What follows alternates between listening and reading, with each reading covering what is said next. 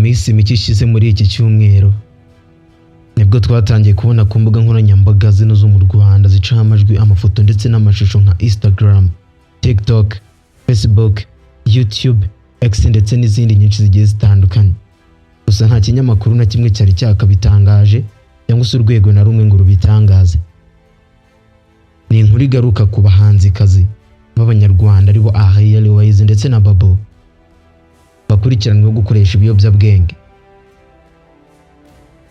Amakuru twabonye ko yari itabwa muri yombi nubwo nta rwego na rumwe rwari rwakabyemeje. Gusa uyu munsi mu nkuru dukesha ikinyamakuru The New Times Rwanda cyemeje ko aba bahanzikazi bafunzwe kandi binyuze wa polisi y'u Rwanda ISP Boniface Rutikanga bemera iki kinyamakuru kandi ahamya ko abo bahanzikazi bamaze gutabwa muri yombi. Gusa muri aka kanya mwe mushobora kwibaza ngo inkuru y'aba bahanzikazi iteye ute? Mwicare hamwe rero turebere hamwe ibyari byo. Gusa wibuke gukanda like, subscribe, ufungure inzogera kugira ngo tujye tubana buri munsi hano kuri NB Izum inkuru zacu kuri kawe. Nge nitwa Sana, mbahaye ikaze.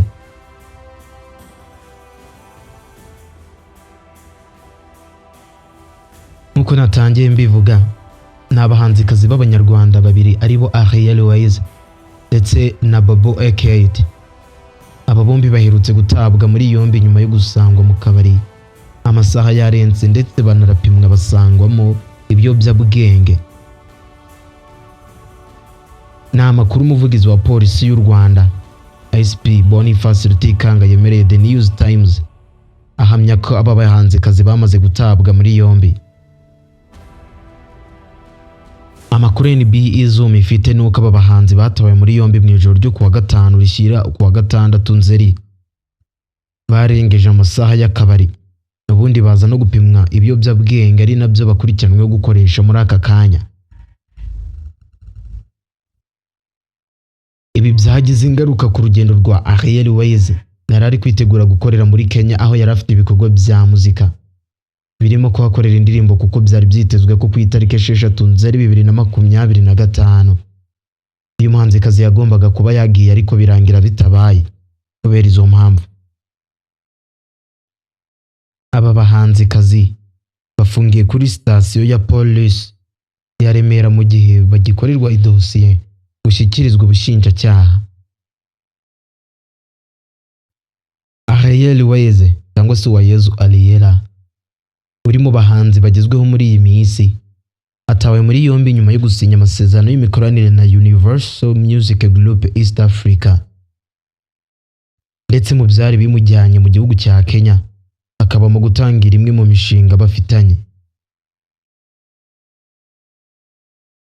Mu gihe mugenzi we Babo A8 we utari kubarizwa cyane mu muziki dore ko aherutse kwemeza ko yagiye mu byo kuyitegura ibitaramo, yamenyekanye mu ndirimbo zinyuranye zirimo Lose You yakoranye n'uyu mugenzi we Ariel Wise, hakazamo indirimbo yitwa Turn Up yakoranye na Urban Boys, indirimbo yitwa Go Low yakoranye na Tiger The Ben ndetse na Yogurt yakoranye na Bruce Melody.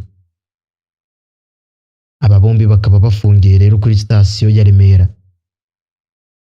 Mu gihe dosiye igikorerwa rero ngije mu bushinjacyaha, abantu benshi bakomeje kubyibazaho cyane bavuga ati ibintu uko byakomeje gukomera bigafata indi ntera.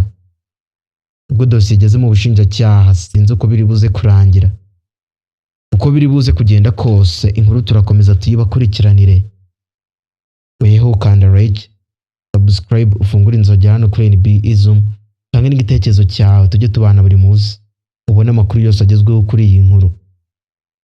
Nitwa Sana, ciao ciao, hasta la vista.